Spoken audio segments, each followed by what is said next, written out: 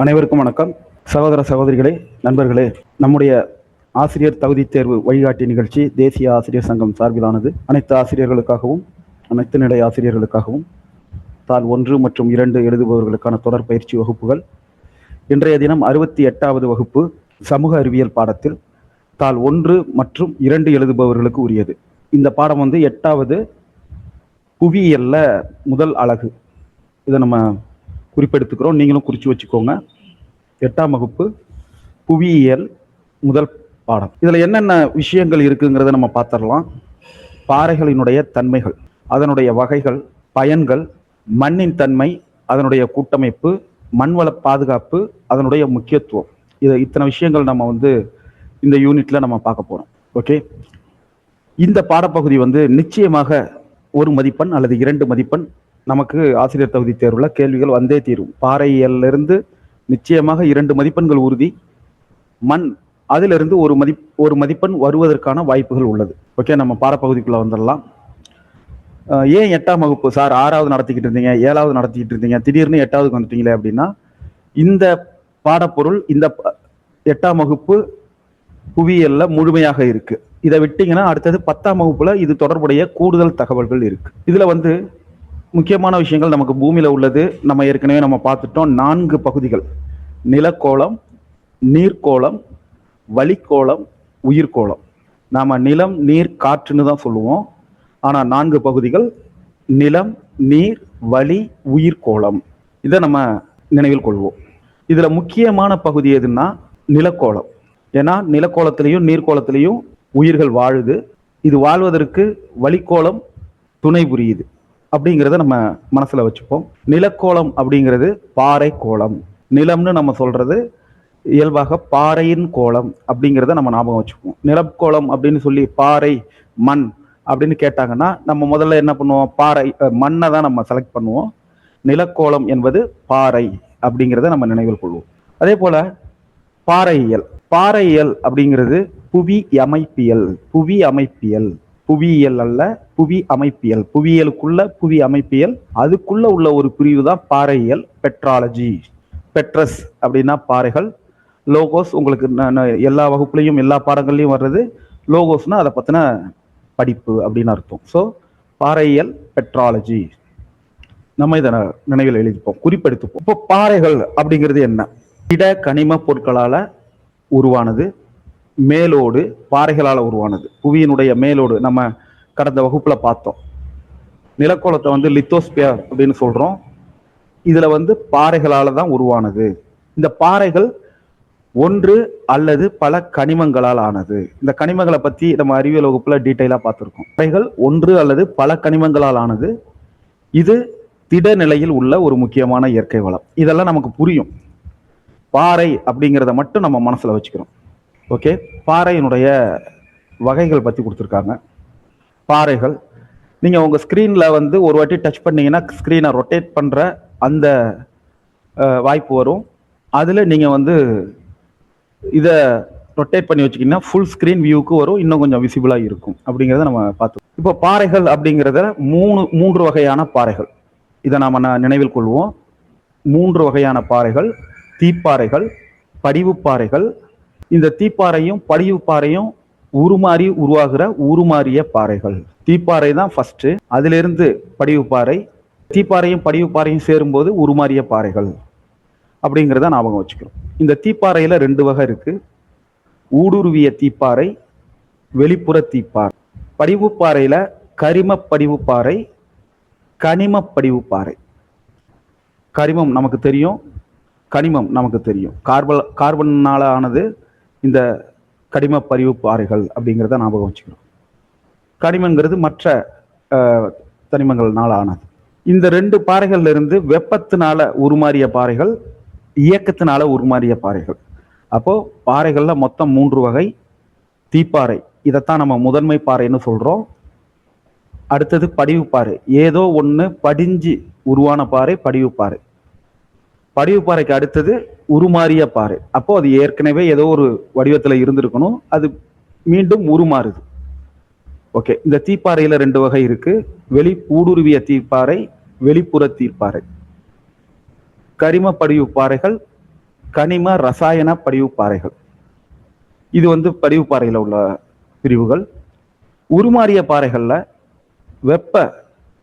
வெப்பத்தின் காரணமாக உருமாறிய பாறைகள், இயக்கத்தின் காரணமாக உருமாறிய பாறைகள். பாறைகள் இயற்கையிலேயே கடின மற்றும் மென்தன்மை கொண்டவை.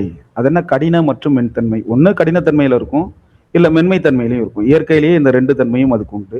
2000 வகையான கனிம வகைகள் இருக்கு. இது எல்லாமே அடிப்படை கனிமங்கள். புவி முழுவதும் 8 தான் அடிப்படை கனிமங்கள்னு சொல்லியிருக்காங்க. இந்த கனிமங்கள்ல இருந்து தான் மற்ற வேதி மூலங்கள் மூலயமாக பாறைகள் உருவாகுது. கனிமங்கள் தனித்த கூறுகளாகவோ அல்லது கூட்டுக்கலவையாகவோ உருவாகுது அப்படிங்கிறத பார்க்குறோம். அப்போ பாறைகள் கனிமங்கள் தனித்த கலவையாக இருக்கலாம், தனித்த கூறுகளாக இருக்கலாம், அல்லது கூட்டுக்கலவையாக இருக்கலாம். அப்போ பாறைகளின் வகைப்பாடு ஆங்கில வழியில் உள்ளவங்க உங்களுக்கான புத்தகம் நம்ம டெலகிராம் குழுவில் இருக்கு. அதுல இருந்து நீங்க டவுன்லோட் பண்ணிக்கங்க. இங்கிலீஷ் மீடியம் புக்கு அப்டேட் பண்ணி நான் உங்களுக்கு கொடுக்கல. அது நாளைக்கு அப்டேட் பண்ணிடுறேன். நாளைக்கு நீங்க டவுன்லோட் பண்ணிக்கலாம். ஆங்கில வழி நான் பகிர்றேன். இப்போதைக்கு இந்த கீ பாயிண்ட்ஸ் மட்டும் நோட் பண்ணிக்கோங்க. பாறைகளின் வகைப்பாடு: தீப்பாறை, இக்னியஸ் ராக்ஸ். இப்போ இக்னியட் அப்படின்னா இக்னைட் அப்படின்னா என்ன? ஒன்னா தீப்பத்த வைக்கிறது. இக்னைட் பண்றதுன்னா தீப்பத்த வைக்கிறது. இக்னிஷியன் பைக்ல எல்லாம் சொல்லுவோம். இக்னிஷியன்னா என்ன? ஒரு பவர் கொடுத்து அதை ஸ்டார்ட் பண்றது, ஒரு தீப்பிடிக்க வைக்கிறது, அவ்வளவுதான். இப்படி ஞாபகம் வச்சுக்கோங்க. தீப்பாறைகள் ஃபர்ஸ்ட். அடுத்தது செடிமெண்டரி படிவு பாறைகள். செடிமெண்ட் அறிவியல்ல நம்ம பார்த்துருக்கோம். கலவைகளை பிடித்தல், அதில் நம்ம பார்த்துருக்கோம். செடிமெண்டேஷன். அப்போ படிவு அப்படிங்கிறத நம்ம பார்க்குறோம். அடுத்தது உருமாறிய பாறைகள் அல்லது மாற்றுரு பாறைகள். இந்த ரெண்டும் வரலாம். மாற்றுரு பாறைனும் கேட்கலாம், உருமாறிய பாறைகள்னும் கேட்கலாம். ஆனால் மேக்சிமம் உருமாறிய பாறைகள் தான் டேர்ம்ஸ் இருக்கும். இது மெட்டாமார்பிக் ராக்ஸ் அப்படின்னு சொல்றாங்க. ஓகே, இது ரொம்ப கொஞ்சம் வேகமாகவே போயிடும், ஏன்னா பெரிய பாடம் இல்லை. தீப்பாறை. நம்ம தீப்பாறையை நம்ம எதில் பார்த்துருக்கோம்னா, ஏற்கனவே மேக்மா வெளியில லாவாவா மாறி உறைந்து உருவானது தான் இந்த தீப்பாறைகள். புவியின் ஆழமான பகுதியில் இருக்கக்கூடிய உருகிய பாறை குழம்பு. இது என்ன பண்ணும்? இந்த கண்டத்தட்டுகள்ல எங்கெங்கெல்லாம் வீக்கா இருக்கோ அங்க இது வெளியில இறுகி உருவாகுது. இதுதான் தீப்பாறை. அப்போ நம்ம புவியினுடைய அடிப்பகுதியில் இருக்கக்கூடிய பாறை குழம்பு அந்த வெளியேறிய பிறகு உருவான பாறைகள் தீப்பாறைகள். இந்த தீப்பாறைகள் உருவான காலம்ங்கிறது ரொம்ப பல கோடி வருடத்துக்கு முன்னாடி. அதனால இப்போ இருந்த கண்டத்தட்டுகளை வச்சு இதை முடிவு பண்ணாதீங்க. அப்போ இருந்த கண்டத்தட்டுகள் இருந்த விதம், அவை நகர்ந்த விதம், அப்போ வெளியேறிய வாய்ப்புகள் அதிகம், உறையக்கூடிய வாய்ப்புகள் அதிகம். ஏன்னா புவி பிரிந்து வரும்போது அது மொத்தமாகவே ஒரு பாறை குழம்பாதான் இருந்தது அப்படிங்கிறத மனசுல வச்சுக்கிறோம். அது மெல்ல மெல்ல மையப்பகுதி வெளிப்பகுதி இருக்குது. ஆனால் உட்பகுதியில இன்னும் சூடான மேக்மா இருக்கு. வெளிப்பகுதி எப்படி இறுகியது அப்படின்னா, காற்றில் இருந்த அந்த மூலக்கூறுகள் பல ஆண்டு காலம் இணைந்து ஒரு மழையா மாறி தொடர்ச்சியாக பெய்து அவை வழிந்தோடி அந்த பாறைகள் உப்புக்களை எல்லாம் கரைத்து கொண்டு ஓடி கடல்ல சேர்ந்து கடல்கள் உருவாகுது. இப்போ இப்படி தண்ணீர் ஓடும்போது இந்த மேல உள்ள மேல் அடுக்கு அது உறையுது அப்படிங்கிறத நம்ம புரிஞ்சுக்கிறோம். ஓகே, இவைதான் அந்த மேக்மா இறுகி உருவான முதன்மை பாறைகள்: தீப்பாறைகள், தாய்ப்பாறைகள், பேரண்ட் ராக்ஸ். இதுக்கு 3 பேரு. தீப்பாறைகளுடைய வேறு பெயர்கள் என்னென்னங்கிறத குறிப்பெடுத்துக்கிறோம். பிரைமரி ராக்ஸ் முதன்மை பாறைகள், பேரண்ட் ராக்ஸ் தாய்ப்பாறைகள். இக்னியஸ் அப்படின்னா தீன்னு அர்த்தம். நம்ம ஆங்கிலத்திலையும் இக்னைட் அப்படின்னா தீன்னு தான் அர்த்தம். இதை நம்ம புரிஞ்சுக்கிறோம். தீப்பாறையினுடைய பண்புகள்: தீப்பாறைகள் மிகுந்த கடினத்தன்மை கொண்டவை. அதுக்குள்ள நீர் புக முடியாது. தீப்பாறைகள் எரிமலை குழம்புகள் இறுகி உருவானதுனால, அவற்றில் மேக்மா இருக்கிறதுனால அதுக்குள்ள உயிரின படிம பொருள்கள் இருக்காது. ஒருவேளை அதுக்குள்ள ஏதேனும் உயிர்கள் மாட்டிக்கிட்டா கூட அவை ஆவியாகிடும் அப்படிங்கிறத நம்ம புரிஞ்சுக்கிறோம். ஏன்னா அது ரொம்ப அதிகபட்ச வெப்பம். அதுக்குள்ள போய் ஒரு ஏதோ ஒரு இறந்து போன ஒரு உயிரினம் உளுந்ததுன்னா என்ன ஆகும்? மொத்தமாக எரிஞ்சு ஆவியாயிடும். ஸோ அங்க பாசில்ஸ் எனப்படக்கூடிய படிம பொருள்கள் இருக்காது. அதே போல தீப்பாறைகள் எரிமலை செயல்பாடுகளோடு தொடர்புடையவை. இதை நம்ம புரிஞ்சுக்கிறோம். தீப்பாறைகள்ல 2 வகை இருக்கு. எக்ஸ்ட்ரூசிவ் இக்னியஸ் ராக்ஸ், வெளிப்புற தீப்பாறைகள். அதே போல இன்ட்ரூசிவ் இக்னியஸ் ராக்ஸ், ஊடுருவிய தீப்பாறைகள். தீப்பாறைகள்ல 2 வகை இருக்கு. படிவு பாறைகளிலும் 2 வகை தான் இருக்கு. உருமாறிய பாறைகளிலும் 2 வகை தான் இருக்கு. ஸோ இந்த வகைகள் பிரச்சனை வந்தா நமக்கு இதுல பிரச்சனை இல்லை, எல்லாத்துலயுமே 2 தான் இருக்கு. அதை நம்ம குறிப்பெடுத்துக்கிறோம். வெளிப்புற தீப்பாறை அப்படின்னா என்ன? எரிமலையிலிருந்து லாவா, அதாவது பூமிக்குள்ள இருக்கிற வரலையும் மேக்மா, அது வெளியேறினா லாவா, சேம் திங்கு தான், வேற பேர். அந்த லாவா பூமிக்கு உட்பகுதியிலிருந்து மேலே வரும்போது உருகிய பாறை குழம்பாக இருக்கும். மேலே வந்தோடனே அது லாவா அப்படின்னு சொல்லுவோம். வந்த உடனேயே இங்க மேலே இருக்கக்கூடிய காற்றின் ஈரப்பதம் காரணமாகவும் மழை காரணமாகவும் குளிர்ந்து பாறைகளாக மாறுது. இப்படி புவியினுடைய மேலோட்டில் உருவாகக்கூடிய பாறைகள் வெளிப்புற தீப்பாறைகள். மேலோட்டில் உருவாகக்கூடியது வெளிப்புற தீப்பாறைகள். இது ரொம்ப விரைவாக குளிர்வதால மெல் இழைகள் கண்ணாடி போன்ற தன்மை இருக்கும். நம்ம கருங்கல், பசால்ட் சொல்லுவோம் இல்லையா, கருங்கல்னு சொல்றோம் இல்லையா, அது வெளிப்புற தீப்பாறை. இது எங்க கிடைக்கும்னா வடமேற்கு தீபகற்ப பகுதிகளில் கிடைக்குது.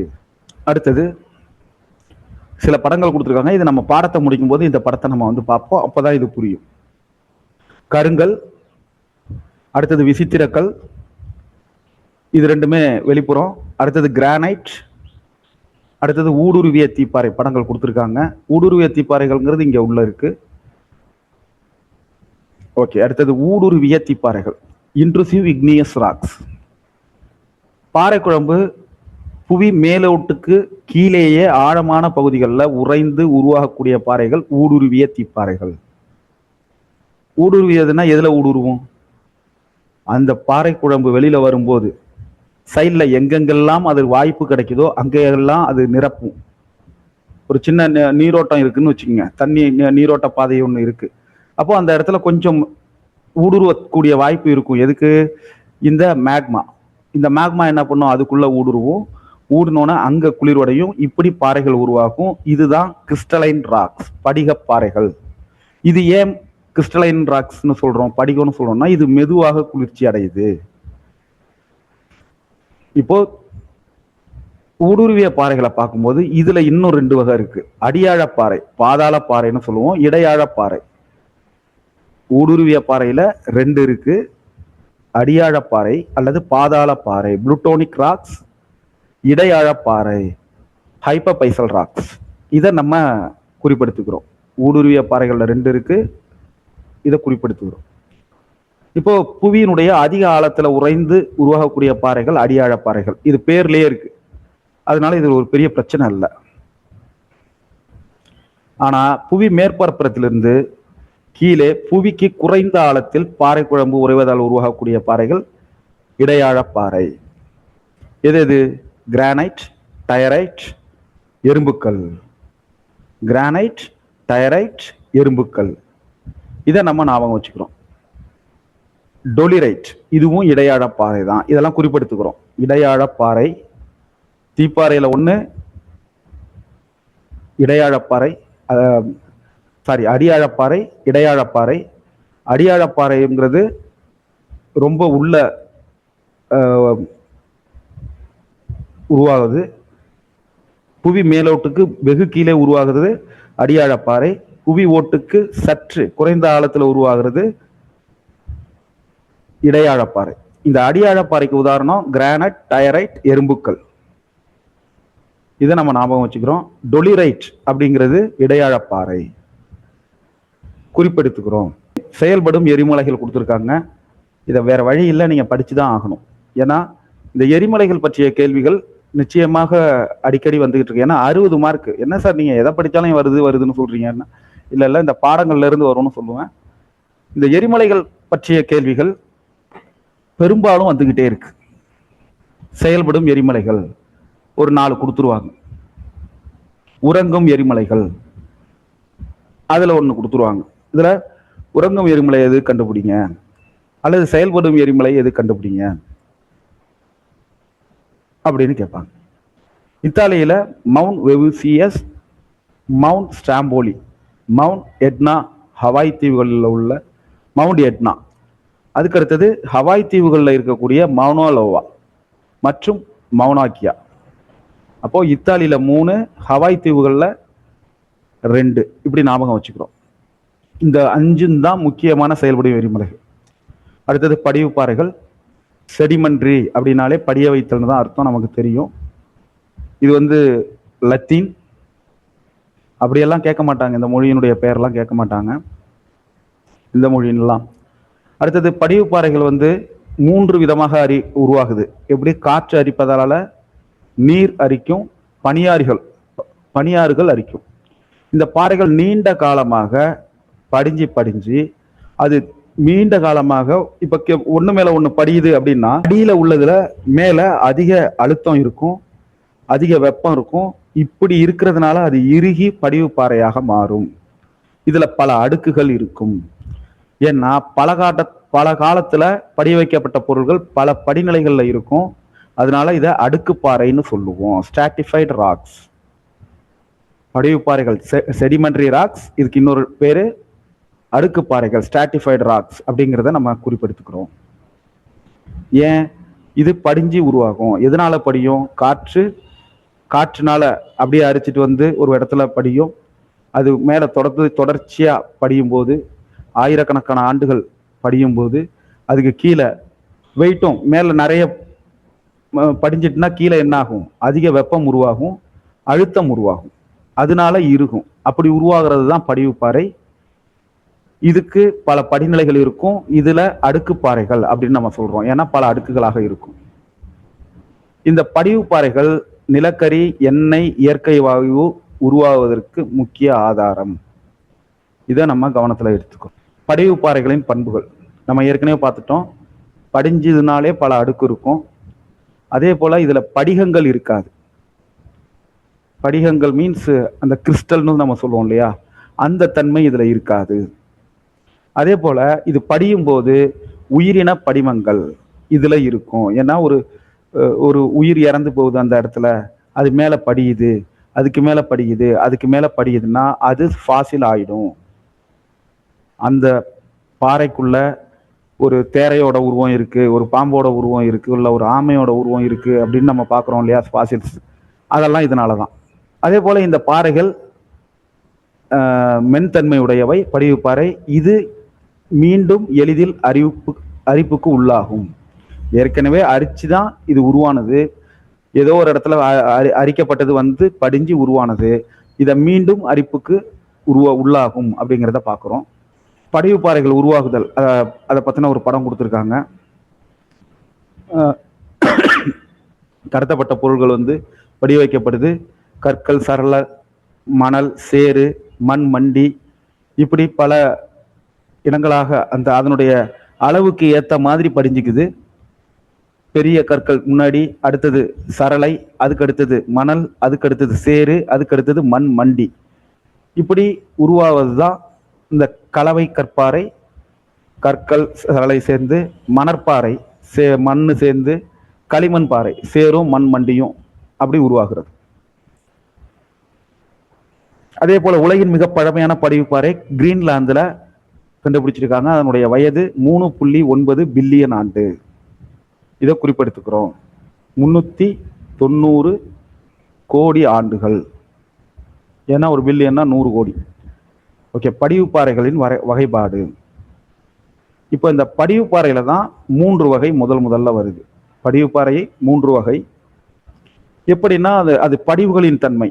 இப்ப நம்ம மேலேயே பார்த்தோம், கற்கள் படியுது, மண் படியுது, சேறு படியுது. படிய வைக்கும் செயல்முறைகள், படிவுகளின் மூலாதாரம்.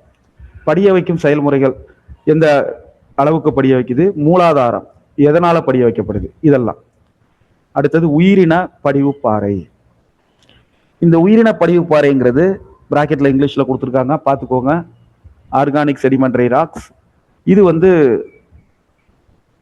பாறைகள் இறந்து சிதைக்கப்பட்ட விலங்கின தாவர படிவுகள் இறுகி தோன்றி உருவாகிறது.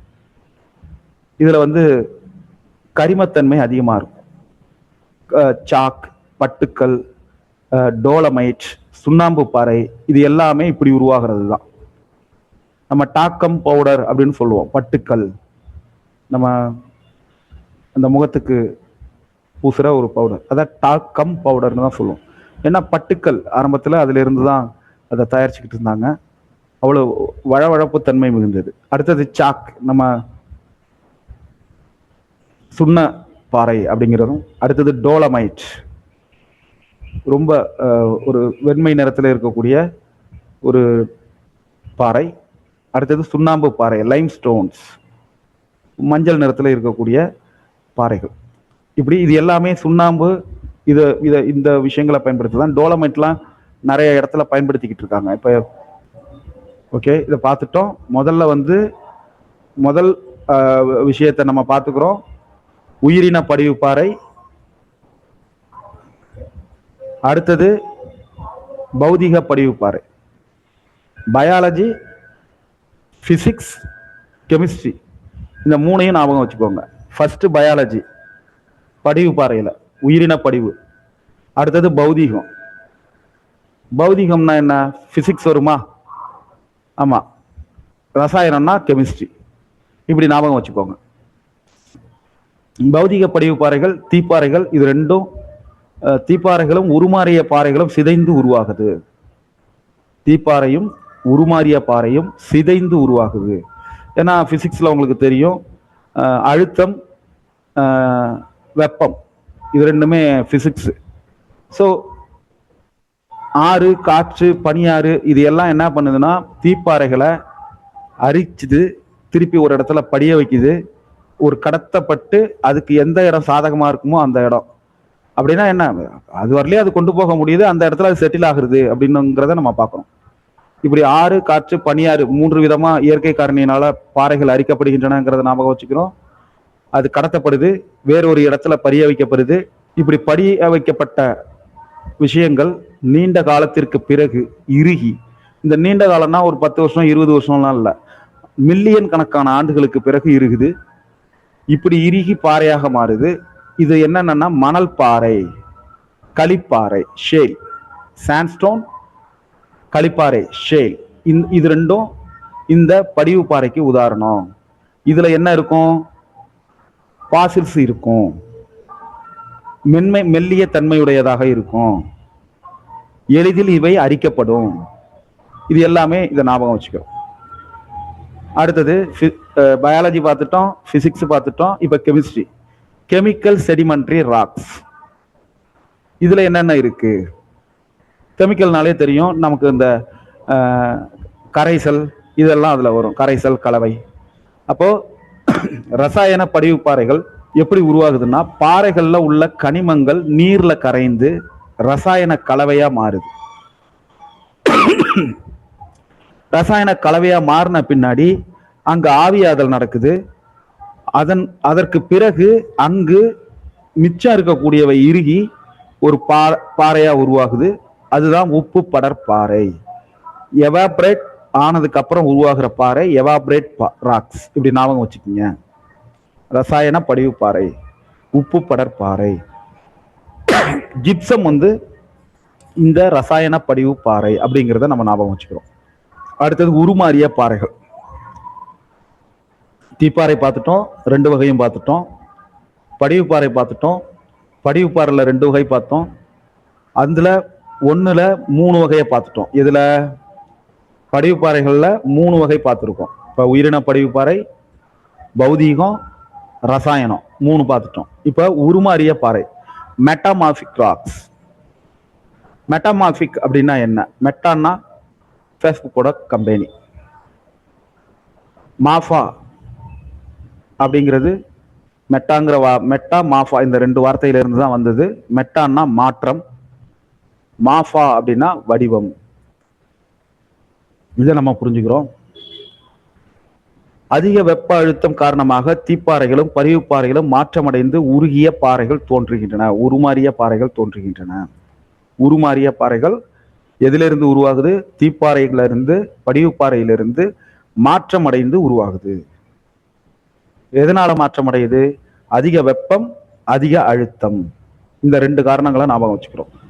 உருமாறிய பாறைகள் உருவாவதற்கு 2 காரணம்: அதிக வெப்பம், அதிக அழுத்தம். இது எதுல இருந்து உருவாகுது? 2 விஷயத்துல இருந்து உருவாகுது: படிவுப்பாறை, தீப்பாறை. இதுல இருந்து மாறி உருவாகுது. உருமாறிய பாறைகள்ல 2 காரணம் ஏற்கனவே பார்த்துட்டோம்: வெப்ப உருமாற்றம், தெர்மல் மெட்டமார்பிசம். அடுத்தது இயக்க உருமாற்றம், டைனமிக் மெட்டமார்பிசம். இப்போ இதுல பார்த்தோன்னே உங்களுக்கு புரிஞ்சிடும். உருமாறிய பாறைகள் 2 காரணி: வெப்ப உருமாற்றம், இயக்க உருமாற்றம். இந்த வெப்ப உருமாற்றம்னா என்ன? பாறை குழம்பு பாறைகளுக்குள்ள ஊடுருவி செல்லும் போது அந்த பாறை குழம்பின் வெப்பம் அங்க ஏற்கனவே இருக்கக்கூடிய பாறைகளை உருமாற்றம் செய்கிறது. இது வெப்ப உருமாற்றம். ஏற்கனவே அங்க ஒரு படிவு பாறையோ ஒரு தீப்பாறையோ இருக்கு. அங்க இந்த மேக்மா போகுது.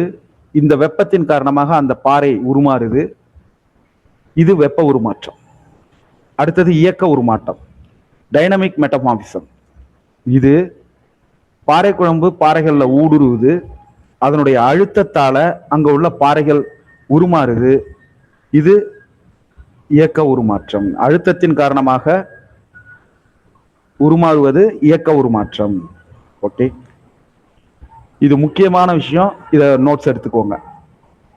தாஜ்மஹால் உருமாறிய பாறை, வெள்ளை பளிங்குக்கல். இந்த 2ஐயும் நோட்ஸ் எடுத்துக்கோங்க.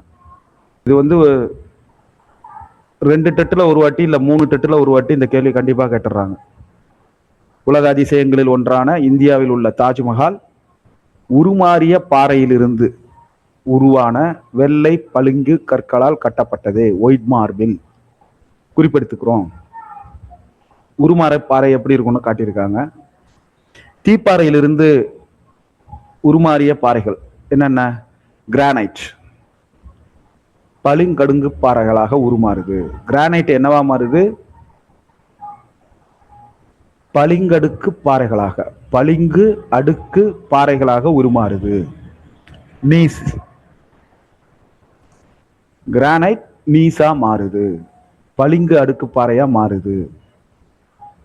வெப்ப உருமாற்றம், இது இயக்க உருமாற்றம். வெப்ப உருமாற்றத்தினால கருங்கல் பாறை, பசால்ட், நம்ம ஃபர்ஸ்ட்ல பார்த்தோம். வட மேற்கு இந்தியாவில் காணக்கூடிய பாறை பகுதி கருங்கல், பசால்ட்டு. இது இக்லோகைடா மாறுது. இது 2ம் தீப்பாறையிலிருந்து உருமாறிய பாறை. இயக்க உருமாற்றத்தினால கிரானைட் பளிங்கு அடுக்கு பாறையா மாறுது. இயக்க உருமாற்றத்தினால் கிரானைட் பளிங்கு அடுக்கு பாறையா மாறுது. வெப்ப உருமாற்றத்தினால கருங்கல் இக்லோகைடா மாறுது. இதை நம்ம ஞாபகம் வச்சுக்கிறோம். அடுத்தது படிவு பாறைகள்ல உருமாறிய பாறை.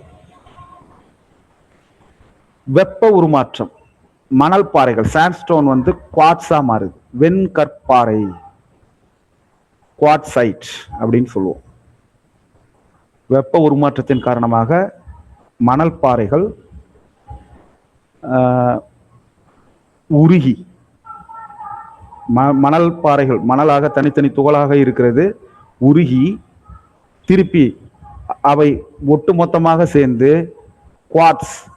குவாட்சைட் அப்படின்னு சொல்லக்கூடிய வெண்கல் பாறையாக மாறுது.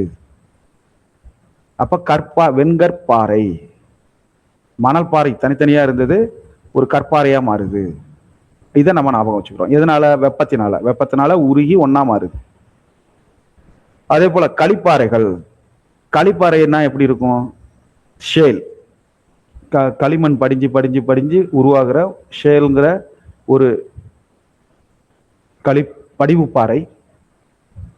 இது உருகி மீண்டும் பலகை பாறையா மாறுது. களிப்பாறை பலகை பாறையா, ஸ்லேட்டா மாறுது அப்படிங்கிறத ஞாபகம் வச்சுக்கிறோம். அப்ப உருமாறிய பாறைகள் எப்போதுமே என்ன தன்மையில இருக்கும்? குவாட்ஸ் பார்த்தோம், ஸ்லேட்டு பார்த்தோம். இதெல்லாம் படிகத்தன்மை கொண்டவை. உடைச்சிங்கன்னா சின்ன சின்ன படிகங்களாக மாறும். படிகங்கள்னா உங்களுக்கு தெரியும், அந்த கண்ணாடியை உடைக்கும் போது அந்த தூள் தூளா போகும் இல்லையா, அதுதான் படிகத்தன்மை. இந்த தன்மைக்கு உள்ள அந்த கூறு கூறா முனை இருக்கும், இதுதான் படிகத்தன்மை.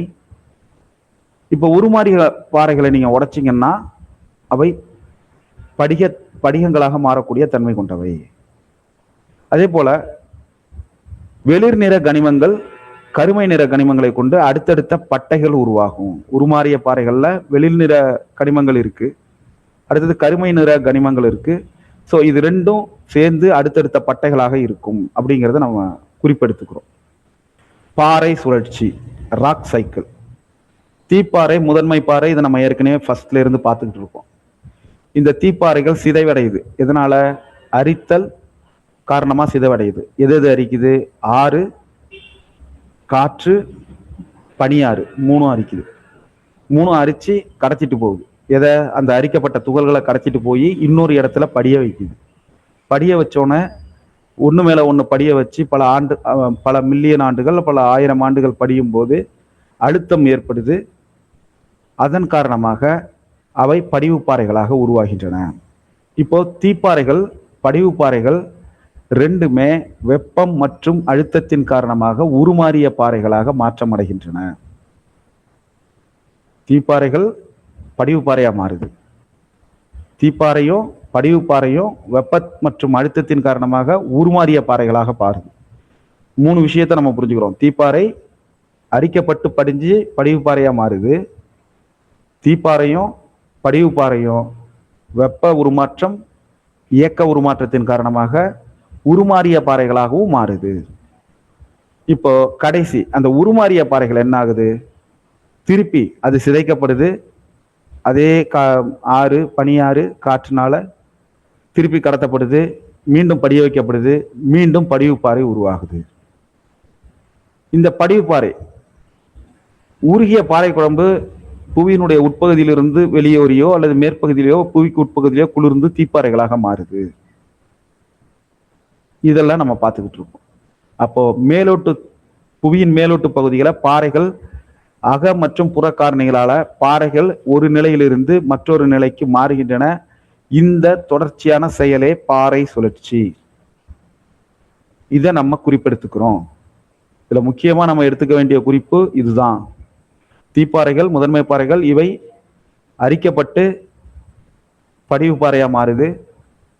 தீப்பாறையும் படிவு பாறையும் வெப்ப உருமாற்றமும் இயக்க உருமாற்றமும் அடைஞ்சு உருமாறிய பாறையா மாறுது. திருப்பி உருமாறிய பாறைகள் மீண்டும் சிதைக்கப்படுகின்றன, அவை படிவு பாறையா மாறுது. ஓகேவா? இதை நம்ம குறிப்பெடுத்துக்கிறோம். இதுக்கு பேரு தான் பாறை சுழற்சி.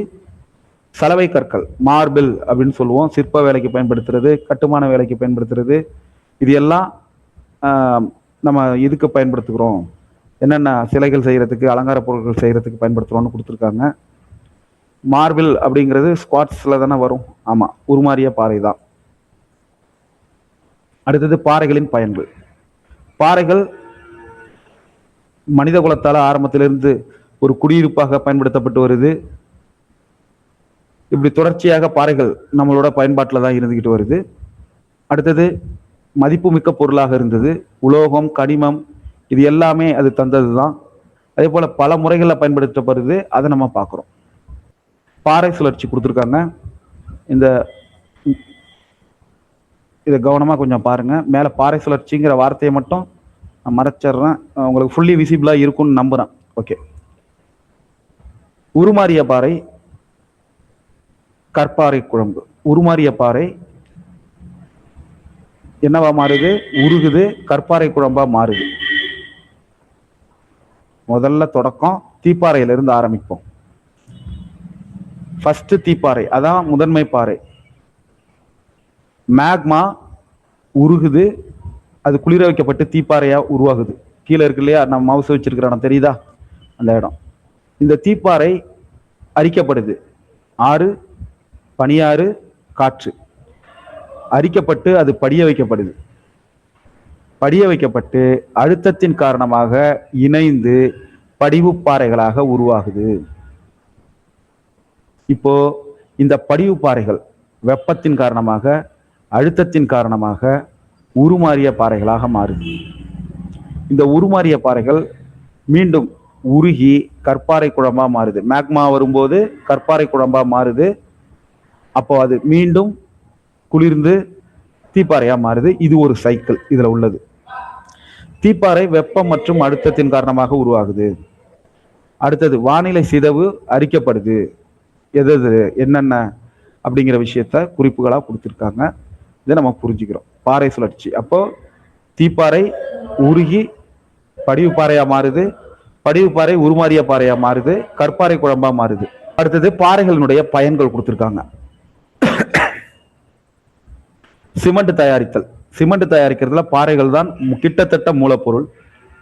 சாக்பீஸ் தயாரிப்பு, நெருப்பு உருவாக்குவதற்கு, கட்டடப் பொருள்கள், குளியல் தொட்டி, நடைபாதைகள், இதெல்லாம் நமக்கு கேள்விகளாக வருவதற்கான வாய்ப்புகள் இல்லை. இந்த தங்கம் மற்றும் வைரம், நவரத்னம் போன்ற மதிப்புமிக்க பொருள்கள் எங்க இருந்து எடுக்கிறாங்க? பாறைகள்ல இருந்து தான் எடுக்கிறாங்க. அதுல அவை ஊடுருவி இருக்குங்கிறத நம்ம பார்க்கிறோம். ஓகே, இதோட பாறை சுழற்சி முடிஞ்சது. பாறைகள்ல 1 மார்க் நம்ம 2 மார்க் நம்ம உறுதி பண்ணிட்டோம். அடுத்தது மண் மற்றும் ஆக்கம். இதுலயும் அதே கதை தான். தாய்ப்பாறை அங்க பார்த்தோம் இல்லையா? அதுதான் காலநிலை, செயலாக்கத்தின் காரணமாக நிலத்தோற்றம், உயிரினங்கள், காலம், இது 3ம் தாய்ப்பாறையோடு பல்வேறு கால்நிலைகள், நிலத்தோற்றங்கள், உயிரினங்கள், காலம், இது எல்லாம் சேரும்போது அங்க மண் வருது. எப்படி? மண்ணுங்கிறது பல கரிம பொருட்கள் சேர்ந்தது, கனிமங்கள் சேர்ந்தது, வாயுக்கள் சேர்ந்தது, திரவ பொருள் எல்லாம் கலந்தது. இதுதான் உயிரினங்கள் வாழ்வதற்கு ஒரு பேஸ். மண்ணில் இருக்கக்கூடிய கனிமங்கள் தான் மண்ணை உருவாக்கக்கூடிய அடிப்படை காரணி. அதுதான் பாறைக்கும். அப்போ இந்த வரி முக்கியம். புவியின் தோல் எனப்படுவது மண்.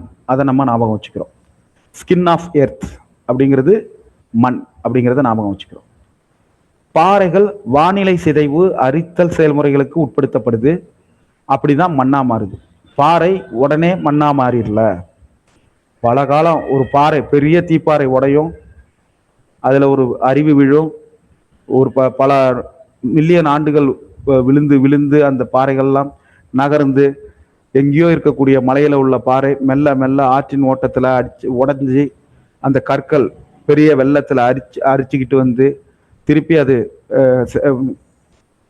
பல 100 கிலோமீட்டருக்கு அந்த பக்கம் சின்ன சின்ன துகள்களா மாறி அங்கிருந்து பல 100 கிலோமீட்டருக்கு பிறகு மண்ணாக சின்னதா உடைஞ்சி காணப்படுது அப்படிங்கிறத நம்ம பார்க்கிறோம்.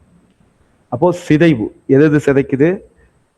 காற்று, மழை, வெப்பம், இந்த 3ம் வானிலை சிதைவு. இதை நம்ம புரிஞ்சுக்கிறோம். அரித்தல் எது அரிக்குது?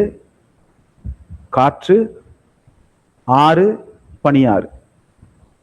இந்த வகையினால செயல்முறைகள் ப்ராசஸ் உட்படுத்தப்படும் போது மண் உருவாகுது.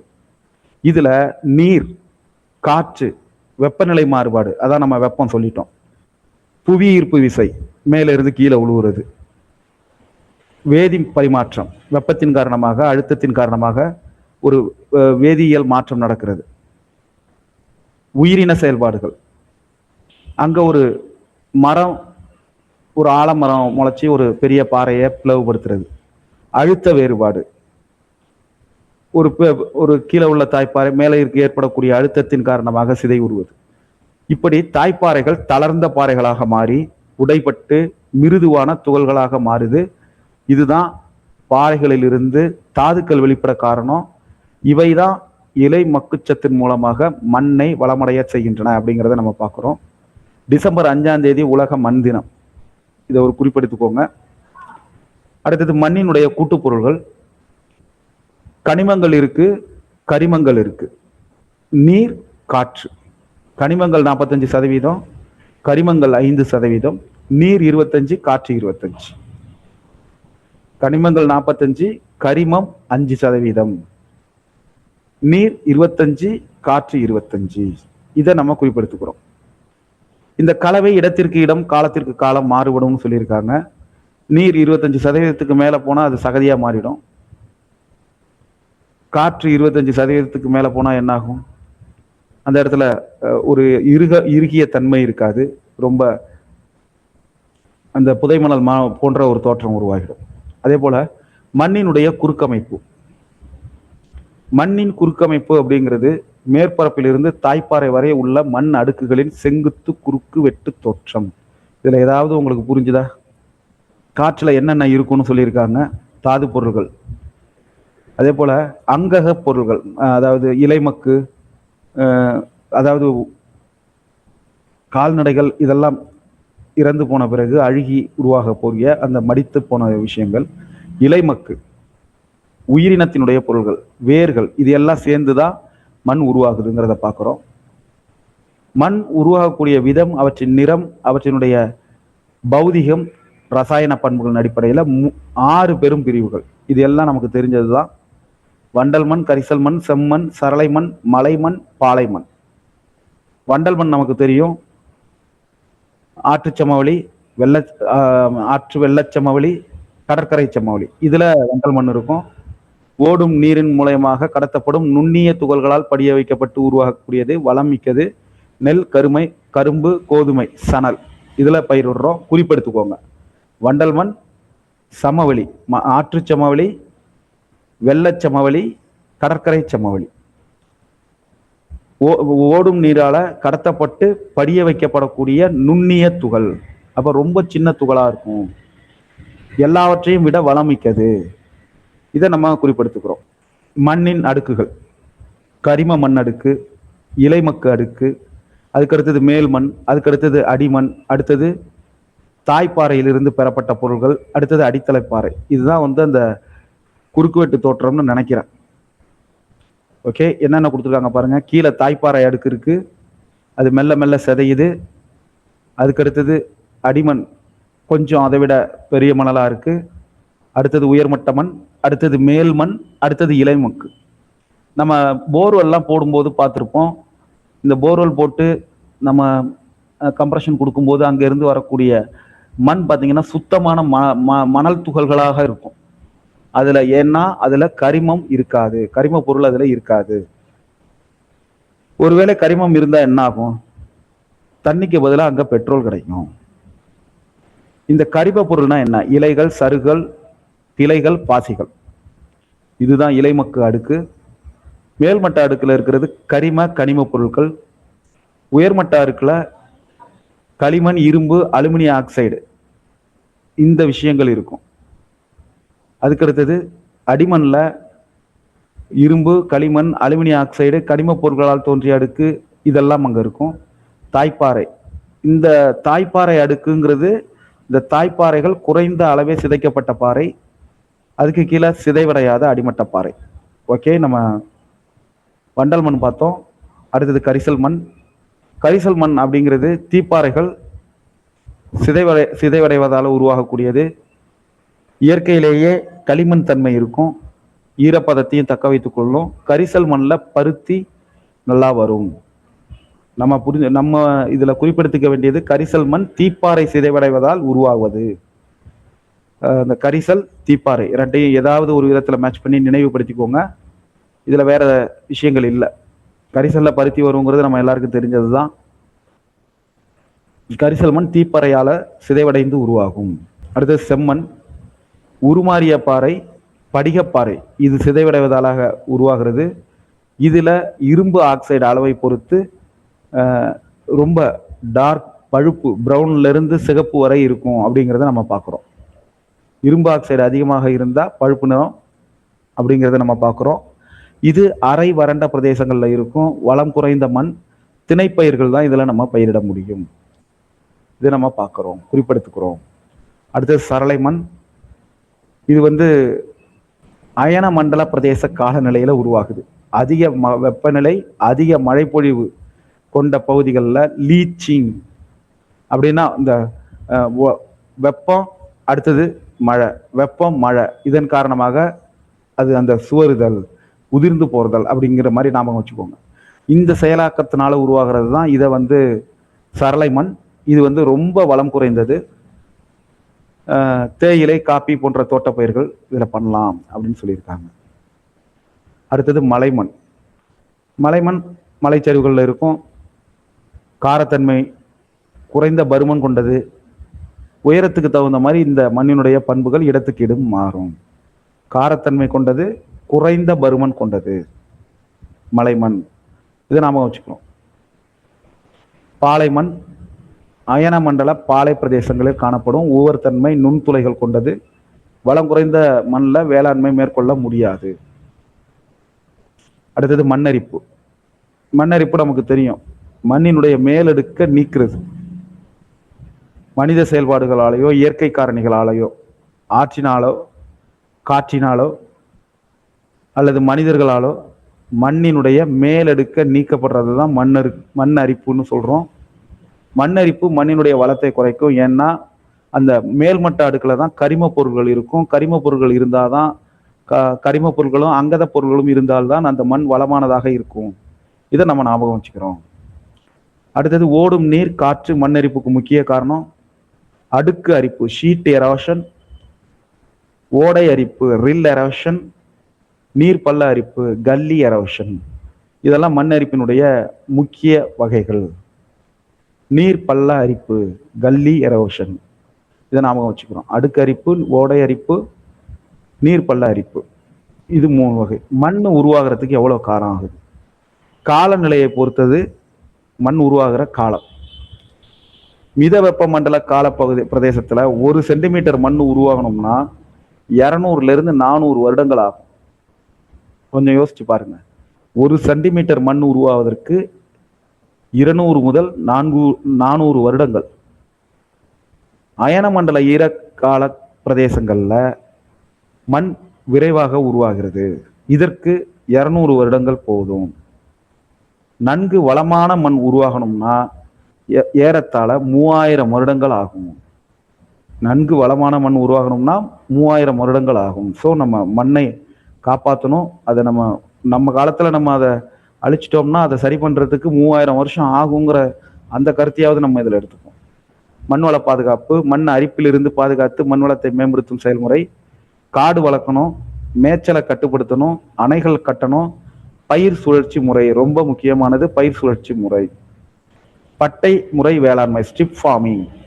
அதே போல நிலத்திற்கு சம உயரத்திற்கு ஏற்ப உழுதல், படிக்கட்டு முறை வேளாண்மை, இடம்பெயர்வு வேளாண்மை தடுத்தல். இது எல்லாத்தையும் தடுக்கணும்ன்றாங்க. மரங்கள் வளர்த்து காற்றின் வேகத்தை குறைத்தல் போன்ற முறைகளை கொண்டு மண் வளத்தை காப்பாற்றலாம். தூத்துக்குடி பக்கத்துல தேரிக்காடுன்னு ஒரு பகுதி இருக்கு. அந்த பக்கத்துல உள்ளவங்களுக்கு தெரியும்.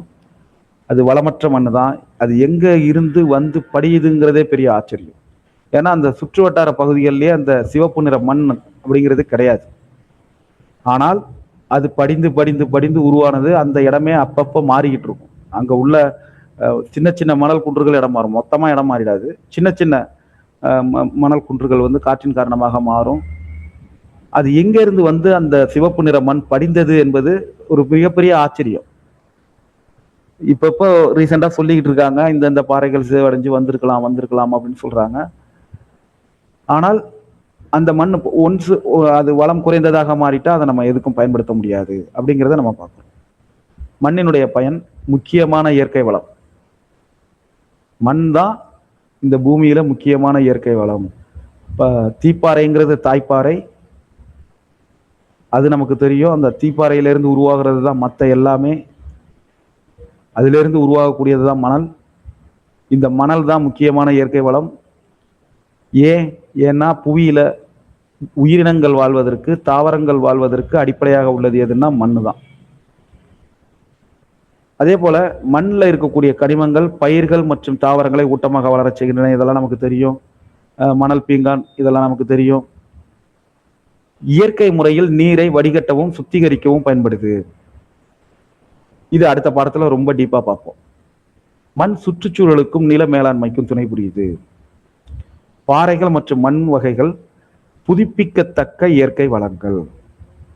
இவை இரண்டும் மனிதர்களின் அன்றாட வாழ்க்கைக்கும் பொருளாதார வளர்ச்சிக்கும் முக்கிய பங்காற்றுகின்றன. இப்போ பாறைகள் சார்ந்த தொழில்கள் அதிகமாக இருக்கு. குறிப்பிட்ட அளவு மக்களுக்கு வேலை வாய்ப்புகள் அதிலிருந்து கிடைக்குது. குடியிருப்புகள் கட்டுவதற்கு, பொருளாதார நடவடிக்கைகளுக்கு மண் ஆதாரமா இருக்கு. வேளாண்மை நாடான நம்ம நாட்டில் மண்வள மேலாண்மை கூட உணவு உற்பத்தி வளர்ச்சி பல்வேறு பகுப்பாட்டிற்கு பயன்பாட்டிற்கு வழிவகுக்கிறது. எனவே நாம் மண் வளத்தை கண்டிப்பாக பாதுகாக்க வேண்டும். ஓகே, இதில் உள்ள முக்கியமான விஷயங்களை நம்ம பார்த்துடுறோம். பாறை என்பது ஒன்று அல்லது அதற்கு மேற்பட்ட கனிமங்களின் கலவை. Sedimentary, செடிமெண்டம் லட்டின் word. தீப்பாறைகள் தான் முதன்மை பாறைகள். மண் என்பது கரிம பொருட்கள், கனிமங்கள், வாயுக்கள், திரவ பொருட்கள் எல்லாம் கலந்த கலவை. அடுத்தது புவியினுடைய மேலோடு, மேற்புற அடுக்கு, கிரஸ்ட், லாவா, வெடித்து வெளியேறக்கூடிய பாறை குழம்பு. பாறை குழம்பு, மேக்மா, புவியின் ஆழப்பகுதியில் இருக்கக்கூடிய உருகிய பாறை குழம்பு. பாறை சுழற்சி, இது புவியின் மேலோட்டில் பாறைகள் வெவ்வேறு இயற்கை சக்திகள் காரணமாக அக மற்றும் புற காரணிகளால் அதுங்களே ஒரு நிலையிலிருந்து இன்னொரு நிலைக்கு மாறிடுது. அதுதான் பாறை சுழற்சின்னு சொல்றோம். இதை முதலே கேட்டிருக்காங்க பாருங்க, கீழ்கண்டவற்றுள் எது பாறை கோளம் என அழைக்கப்படுகிறது? உலக மண்ணால். வியா, அந்த ஆப்ஷன்லாம் இல்லை. Gayathri ma'am, Sumitha ma'am, super. டி. ஓகே, இதுல பொறுத்துக இதே மாதிரி தான் இருக்கும். இதுல ஏதாவது 2 தெரிஞ்சதுன்னா நம்ம மேட்ச் பண்ணிட முடியும். இதுல ஏதாவது 2 தெரிஞ்சதுன்னா நம்ம மேட்ச் பண்ணிட முடியும். உதாரணத்துக்கு பொறுத்துகளை இப்படிதான் பார்க்கணும். இப்போ கருங்கல் அப்படிங்கிறது ஒரு தீப்பாறை, அது நம்ம படிச்சோம், ஞாபகம் இருக்கும், ஃபர்ஸ்ட் படிச்சோம். ஸோ 2 ஃபர்ஸ்ட்ல வரணும். சுண்ணாம்பு பாறைங்கிறது படிவு பாறை. சுண்ணாம்பு பாறைங்கிறது படிவு பாறை. அப்போ 2க்கு அடுத்து 4 வரணும். ஜெனிஸ்னா என்னன்னு எனக்கு இது தெரியவே இல்லை. நைஸ்னா விட்டுடுங்க. நிலக்கரி, ஆந்திரசைட். இப்போ பசால்ட், பசால்ட்னா உருமாறிய பாறையில வராது, கருங்கல் வெளிப்புற தீப்பாறையில வரும். இப்போ முதல்ல 2 இருக்கணும், 3க்கு 1 இருக்கணும். அப்படி ஏதாவது ஆப்ஷன் இருக்கா?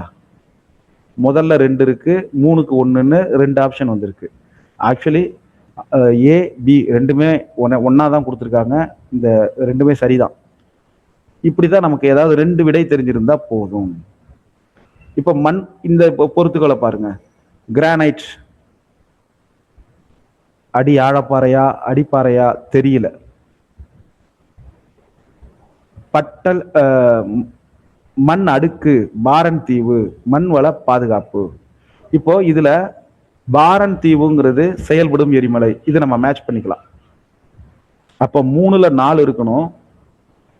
மண்வள பாதுகாப்பு, பட்டை பயிரிடல் முறை. 3ல 4, 4ல 3. அப்படி எங்க இருக்கு ஆப்ஷன்? 3ல 4, 4ல 3. அப்போ ஏ தான் ஆப்ஷன். நமக்கு இந்த கிரானைட் அடியாழப்பாறைங்கிறது நமக்கு தெரிய வேணாம், மண்ணடுக்கு அடிப்பாறைங்கிறது நமக்கு தெரிய வேண்டாம். இந்த 2 தெரிஞ்சுக்கிட்டா நம்ம மேட்ச் பண்ணிடலாம், கண்டுபிடிச்சிடலாம். அப்படிங்கிறத நம்ம பார்க்குறோம். ஓகே, கரெக்டாக 7 மணிக்கு இந்த கிளாஸை முடிச்சுட்டு போயே ஆகணும்னு சொல்லி சில பேர் இருப்பீங்க. ஒரு 2 குறிப்புகள், அதை மட்டும் நோட் பண்ணிட்டு போயிடுங்க.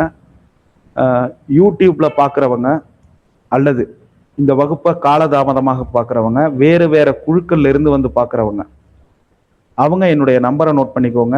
9842755908. இந்த பகுதியை வகுப்பை யூடியூப்ல பார்த்தாலும் சரி, அல்லது நாளை பின்ன இந்த வகுப்பினுடைய நேரடி இணைப்பை வேற குழுவில் இருந்து வாங்கியிருக்கோம். இந்த TN-TET என தொடங்கும் உங்க வாட்ஸ்அப் குழுவில் நாங்கள் இல்லை, எனக்கு என் ஃப்ரெண்டு கொடுத்தாங்கன்னு சொன்னாலும் சரி. ஏன்னா தினசரி ஒரு 5-6 பேர் சேர்ந்துக்கிட்டு இருக்கீங்க. குரூப் நம்பர் 12 இருக்கிறவங்களுக்கு தெரியும்.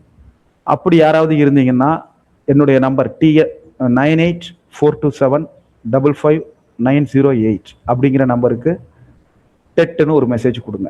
இதை பிற்காலத்தில் யூடியூப்ல யார் பார்த்தாலும் எப்போதுமே அந்த குழு செயல்படும். அப்பதான் உங்களுக்கு எங்களுடைய PDF கிடைக்கும், கொஸ்டின் பேங்க் கிடைக்கும், குறித்த அறிவிப்புகள் கிடைக்கும். நிச்சயமாக 9-10 சமூக அறிவியல் வகுப்புகள் நடைபெறும் 8ஆம் வகுப்பு முடிச்ச உடனே. ஏன்னா இப்போ உங்களுக்கு பார்த்தீங்கன்னா தெரியும், நாம முக்கிய பகுதிகளை மட்டும்தான் பார்த்துக்கிட்டு இருக்கோம். ஏன்னா 8ஆம் வகுப்புல உள்ளது 7லையும் இருக்கு, 6லையும் இருக்குங்கும் போது நடத்துகிற எங்களுக்கு அந்த புத்தகங்களை வச்சு பார்த்துட்டு ஓரளவு ஒப்பிட்டுட்டு தான் இந்த தலைப்புகளை நாங்கள் நடத்துகிறோம். இந்த பாறை அப்படிங்கிறது இதுக்கு முன்னாடி உள்ள 6-7ல் இவ்வளவு விரிவா இல்லை. இப்போ இதை நடத்திட்டோம். அதுல உள்ள முக்கிய கருத்துக்கள் என்னது, உங்களுக்கு தெரியுமா பகுதிகள், இதெல்லாம் நம்ம நிச்சயம் பார்க்கணும், பார்ப்போம் கண்டிப்பா. இப்போ 8ஆம் வகுப்பு முடிந்த பிறகு 10ஆம் வகுப்பு பார்க்க போறோம். கடைசியா தான் 9ஆம் வகுப்பு பார்க்க போறோம். சமூக அறிவியலை பொறுத்தவரையிலையும், ஆங்கிலத்தை பொறுத்தவரை, தமிழை பொறுத்தவரை. ஆனா அறிவியல்ல சின்ன மாற்றங்கள் இருக்கலாம்.